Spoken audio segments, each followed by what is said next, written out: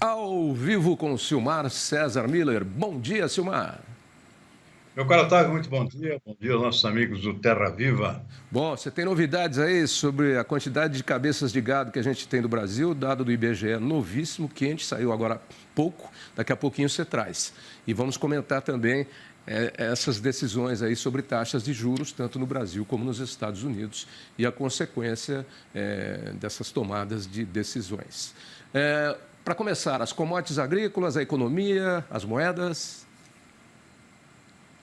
Bom, o mercado financeiro, refletindo exatamente essas decisões de bancos centrais aqui, tanto no Brasil quanto nos Estados Unidos, veio tudo mais ou menos dentro do esperado, manutenção da taxa básica de juros nos Estados Unidos entre 5,25 e 5,50, mas com esse aceno aqui da possibilidade de um aumento, já que a inflação ainda não deu trégua por lá, ainda esse ano, um aumento adicional. Não saiu nessa reunião, mas pode, segundo o comunicado do Banco Central Americano, Federal Reserve, pode ainda acontecer. Isso acabou interferindo aqui na própria cotação do mercado de câmbio, tanto lá quanto aqui, com essa possibilidade. Dólar subindo lá nos Estados Unidos, dólar index, que compara a moeda americana com outras moedas fortes, com alta forte na manhã de hoje, 0,5%, que, aliás, isso é um dado, um fator negativo para os preços das commodities, que são negociadas em dólar.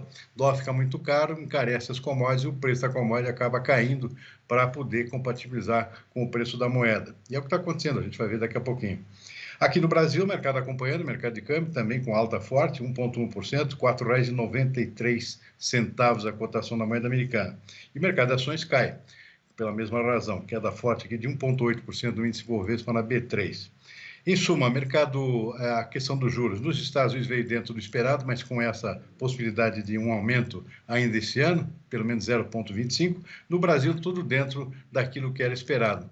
Um corte novamente de 0,5%, desta vez por unanimidade, da outra vez, quando foi decidido o corte de 0,5%, na reunião anterior do Copom, houve muita divergência, a votação final foi de 5-4, com o voto de Minerva do próprio presidente do Banco Central. Dessa vez, todos os 9 membros aqui votaram a favor da redução de 0,5%. E a tendência é de continuar esse tipo de desvalorização até o final do ano, mais duas de 0,5%, terminando o ano em 11,75%, se a inflação efetivamente continuar dando trégua. Caso contrário, pode haver alguma surpresa aqui, inclusive uma suspensão desses cortes na taxa básica de juros.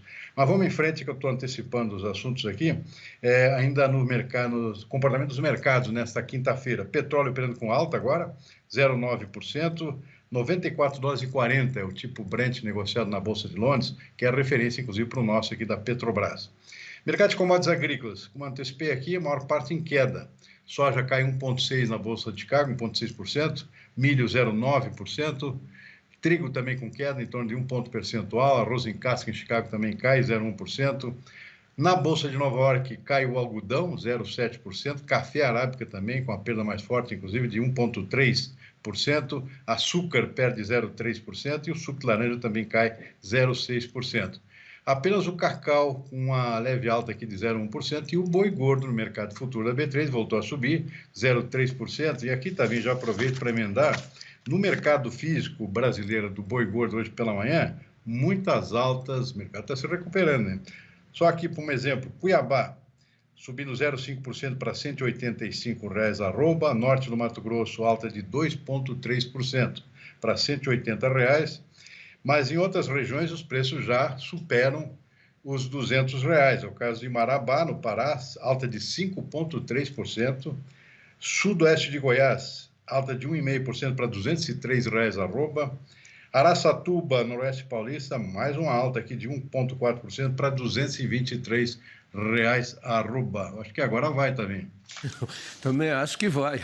Oxalá, né? Porque estava muito feia essa situação aí do boi gordo. Arroba 170, mesmo 180 que ainda tem. Mas quando Araçatuba sinaliza já para hoje, assim, 227, como você falou, né? É isso? A gente já tem aí, a gente já vê com bons olhos aí um caminho de subida para a arroba do boi gordo, para alívio aí dos nossos amigos e telespectadores pecuaristas que estavam passando, tomando uma surra desse boi gordo aí. Danada. Eu ia te perguntar. Falando em boi também, saiu, o BGE divulgou, como você mencionou agora há pouco, pouquinho, nós vamos falar desse assunto já. Peraí, nós vamos falar desse assunto já, porque só para não perder o caminho aí do mercado financeiro, você já comentou aí sobre os ajustes feitos aí na taxa de juros, tanto no Brasil como nos Estados Unidos, mas acho que vale uma análise sua agora de dois comparativos. A gente termina a notícia do anúncio da baixa no Brasil com a previsão de novas baixas possíveis até o final do ano, desde que não aconteça isso. Já a gente termina a notícia da manutenção da taxa nos Estados Unidos com possíveis altas para o final do ano. Então, são dois cenários diferentes. Você já falou que essas baixas aqui podem cair e não se confirmar se a inflação subir. Mas, nesse momento, as duas economias, a americana e a brasileira, estão com tendências diferentes a analisar por esses dois dados. É verdade, o Brasil na contramão aqui, que aliás é uma excelente notícia, né? Provavelmente a gente acaba acompanhando esse cenário internacional, não é o que está acontecendo agora. O Brasil está conseguindo segurar a inflação, pelo menos por enquanto aqui, existem alguns pontos de interrogação pela frente ainda, mas está dando uma segurada aqui, o que permite esses cortes nas taxas de juros. No resto do mundo está complicada a situação, especialmente na Europa e nos Estados Unidos. Tendência de novos aumentos, porque a inflação não dá trégua por lá. Uma outra diferença que acontece é que também a economia por lá anda bem mais aquecida do que a nossa também. A economia americana realmente está crescendo bastante, e isso é um fator inflacionário, mas também é um dado positivo, né? Ou seja, o índice de desemprego, por exemplo, nos Estados Unidos está baixíssimo, né? Então, isso é um indicador positivo. Economia aquecida gera mais empregos. O Brasil ainda não chegou lá, então tem essas diferenças aqui que é bom também pontuar, né? Para não ficar eufórico demais. Calma, barba de molho, calma, canja e repouso e calma, não fazem mal para ninguém. Vamos lá, para as cabeças de boi do Brasil. Você sabe que, coincidentemente, ontem ou antes de ontem, estava conversando com um amigo no restaurante e ele perguntou também quantas cabeças de gado a gente tem no Brasil, entre bois e vacas. Eu falei, olha, algo em torno aí de 220, 222 milhões, né? O que dá praticamente uma cabeça de gado para cada brasileiro, né? E agora o IBGE acaba de noticiar, que você pegou aí, está trazendo em primeira mão para a gente, o anúncio de um crescimento expressivo no rebanho bovino brasileiro. Vamos para quanto agora? Tá vendo? A população brasileira decresceu. Você viu que o censo aqui mostrou que não era tanta gente aqui no Brasil. Falava em mais de 220 milhões de pessoas. O censo apontou apenas 203 milhões e 100 mil pessoas no ano passado, 2022. Para o mesmo ano, 2022, o IBGE divulgou hoje a população bovina aqui no país, né? E aumentou 4,3% para 234 milhões e 400 mil cabeças. Então, tem muito mais boi do que brasileiros atualmente, tá vendo? A coisa mudou bastante. Antes era um boi direto para cada brasileiro, agora o brasileiro tem um boi e mais uns quebrados, mais uns pedaços lá da carne do boi a mais do que tinha anteriormente. Então, essa é uma novidade aqui, uma virada aqui do rebanho brasileiro, que não para de crescer, mesmo com esse preço baixo, né, também. Pois é. E você falou bem, que agora cada brasileiro tem um boi e mais uns pedaços. Se a gente esquartejar os outros, esses 4% que cresceram, vai sobrar uma costela para um, uma picanha para outro, um acém para outro, né? Uma rabada para outro, um miúdo para o outro, enfim. Essa é uma boa notícia, porque apesar da dificuldade, você vê que você percebe a abnegação do pecuarista, né? E não só do pecuarista, do produtor do campo. O agricultor também, o nosso agricultor, nosso fazendeiro, seja ele de boi, ou seja, de aves, ou seja, de suínos, ele é um abnegado, ele não desiste, não, ele vai e vai até o fim. A prova maior está nesse dado que você trouxe aí do IBGE. O dado que continua ruim, Tavinho, é que o consumidor não está sentindo no bolso aqui a queda no preço do boi, né? O preço da carne caiu, mas não caiu na mesma proporção. Tem muita gente reclamando sobre isso. Ou seja, tem alguém levando uma beira aqui nessa composição do preço aqui, desde lá a fazenda até o supermercado, né, Tavinho? Eu não sei, mas eu até comentei com você aqui outro dia.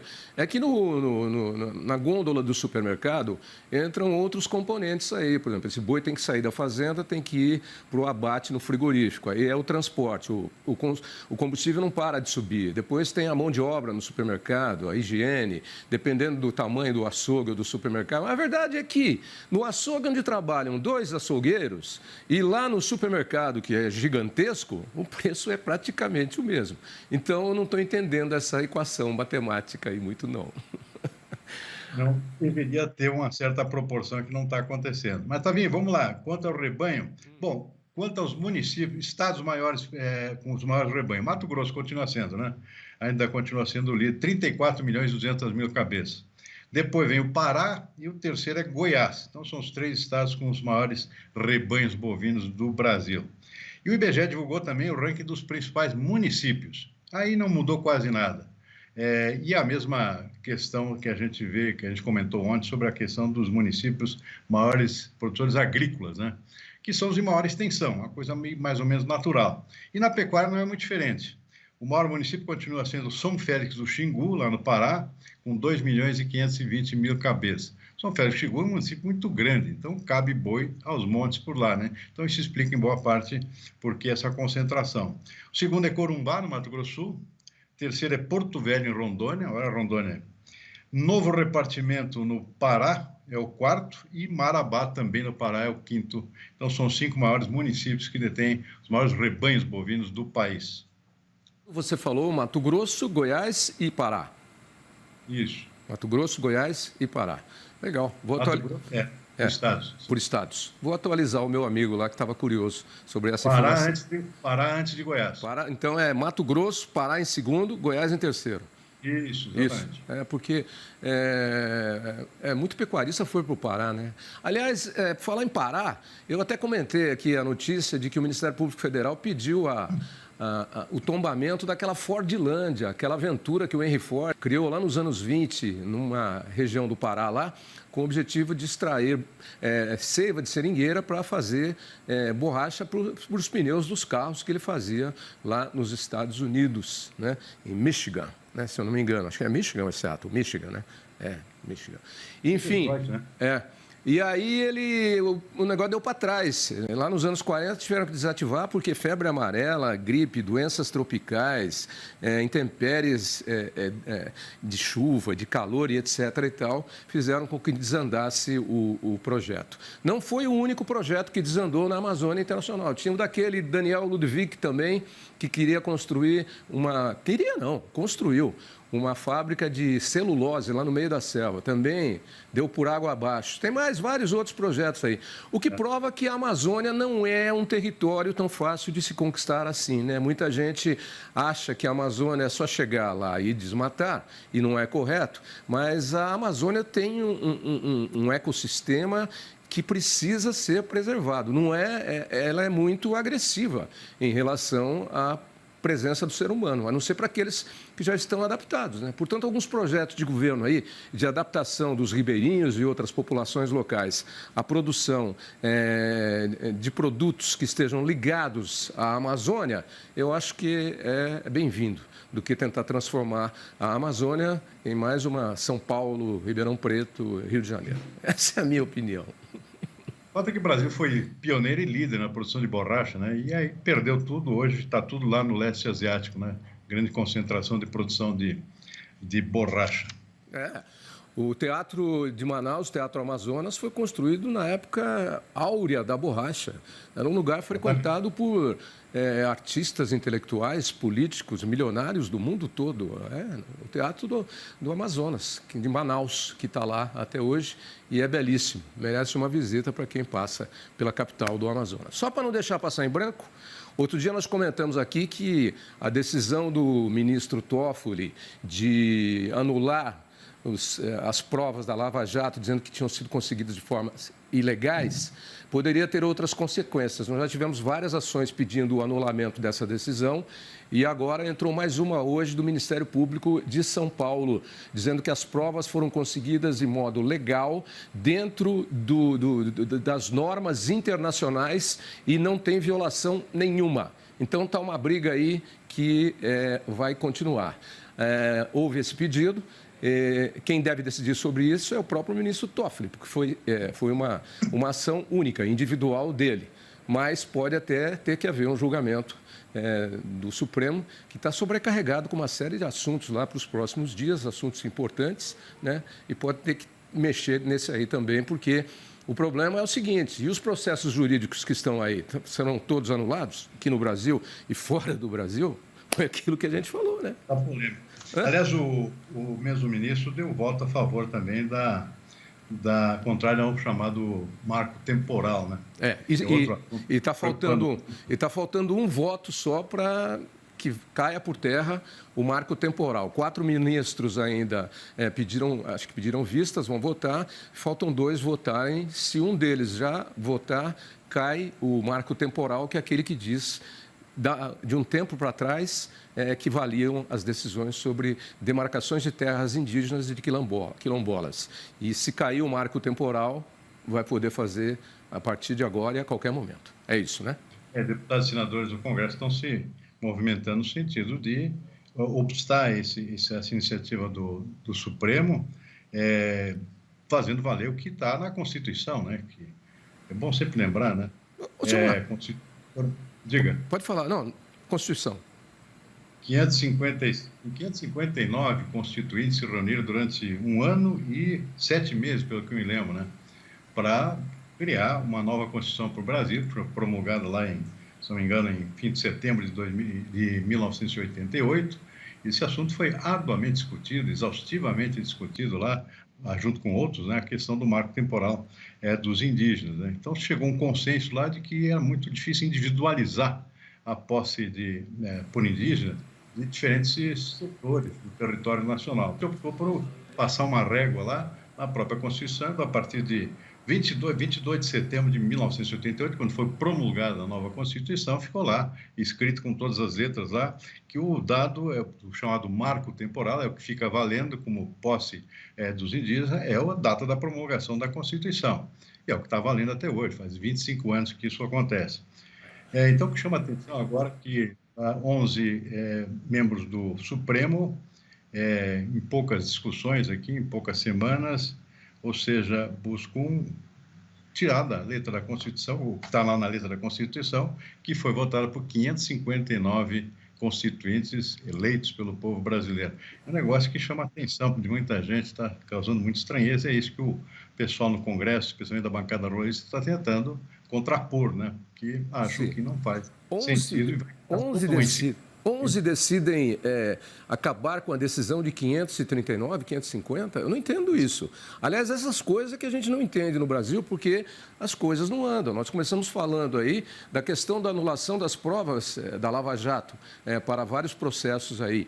E aí, outro dia nós comentamos até, o que tinha que ter sido feito, o Odebrecht era uma grande companhia, o que tinha que ter sido feito era, na verdade, acontecia, e não deixar que a empresa rolasse por ladeira abaixo. E aí, de repente, numa penada, cancela-se isso. E aí, de repente, 11 ministros resolvem revogar o que foi decidido lá na Constituição de 88, decidido por mais de 540 parlamentares. Então, a gente vê que a história do Brasil não anda, né? Ela retrocede, ela vem para trás. E aí, você já viu mexer alguma vez na Constituição americana? Muito raramente, né, também.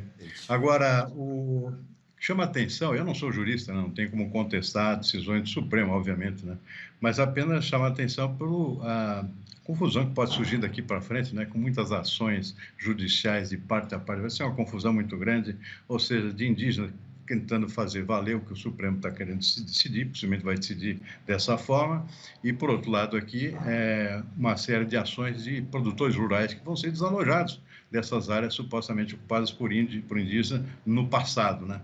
Eu sempre costumo dizer, né, se valer ao pé da letra essa questão toda, o território brasileiro inteiro é indígena, né? Assim como era em 1500, quando os portugueses chegaram por aqui. Você tirou as palavras da minha boca. Você tirou as palavras da minha boca. Eu ia dizer exatamente isso que você diz e que eu digo também. Se levar ao pé da letra, o território brasileiro é indígena, porque os europeus que chegaram aqui foram os portugueses com Cabral em 1500. Até então, tudo era terra indígena. É só olhar os nomes de muitas cidades que foram preservadas e etc. e tal, algumas áreas preservadas. É preciso ter critério nesse negócio aí, porque senão é complicado, não é? Eu também não sou jurista, não sou, e nem parlamentar, mas eu acho que é uma questão de bom senso, né? É uma questão de lógica, que as coisas precisam ser administradas de uma forma diferente. E as coisas no Brasil têm que começar a ter ponto final, porque tem coisa que não termina nunca no Brasil. Lamentável, lamentável. É isso também. Provavelmente isso vai levar a essa confusão aqui de ações judiciais de parte a parte que não terminam nunca, né? Que é difícil chegar a um consenso. Os próprios constituintes chegaram a essa conclusão, né? É difícil chegar a um consenso, então vamos passar uma régua. Pronto. Foi o Então, que se disse, né? então Agora, quer dizer essa que discussão. esses constituintes que decidiram por outras coisas que estão na nossa Constituição podem ter os seus atos de aprovação também desandados e quebrados, né? A qualquer momento. Hã? Aí você tem uma ferrovia que vai passar dentro da aldeia indígena, onde a estrada já passa, a rodovia. Aí também numa penada só e a pedido de um deputado só de um partido nanico, vai lá e para. Faz 2 anos que está parado, o que foi feito, está perdido, vai ter que recomeçar e ninguém resolve nada. Uma ferrovia vital, funcional para o escoamento da safra do centro-oeste brasileiro. O Brasil precisa mudar, hein? Está difícil, senhor Marco. É verdade. Isso mesmo. Bom, boa sorte para o seu Grêmio hoje à noite, boa sorte para o meu Palmeiras. Hoje pega feio, hein? Vamos torcer pelo juiz hoje. Tem juiz aí que não está marcando nem pênalti mais, viu, de medo. Tem juiz que, ó, a coisa tá feia. Um bom dia para você e até amanhã, Silmar. Boa tarde, Tavinho. Até amanhã. Até mais.